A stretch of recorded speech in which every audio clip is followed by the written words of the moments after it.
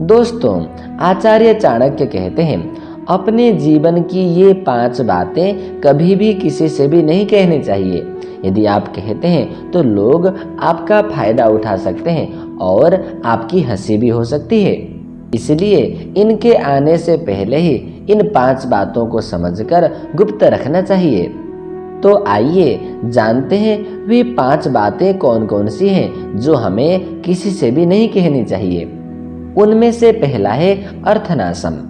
दोस्तों, हर एक मनुष्य को अपने जीवन में कभी न कभी धन की हानि उठानी ही पड़ती है, चाहे वह आय की कमी के कारण हो, चाहे वह खर्चा के बढ़ जाने के कारण हो। यदि अपनी संपत्ति का नाश हुआ हो तो जो व्यक्ति सहयोग कर सकता है, उसके अलावा ये बात किसी से भी नहीं कहना चाहिए।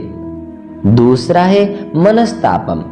यदि मन में कोई पीड़ा हो, चाहे वह व्यक्तिगत जीवन संबंधित अर्थात प्रेम संबंधित हो, चाहे वह पारिवारिक समस्याओं के कारण से उत्पन्न हो, ये भी बात कभी भी किसी से भी नहीं कहना चाहिए।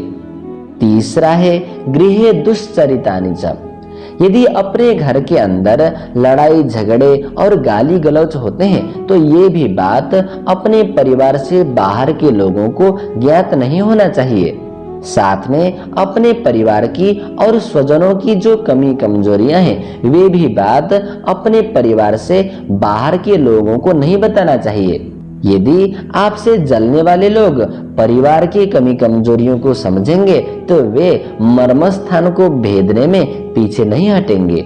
इसलिए अच्छा होगा कि अपने पारिवारिक जो समस्याएं हैं वे अपने परिवार में ही सीमित रखें, बाहर किसी को भी न बताएं।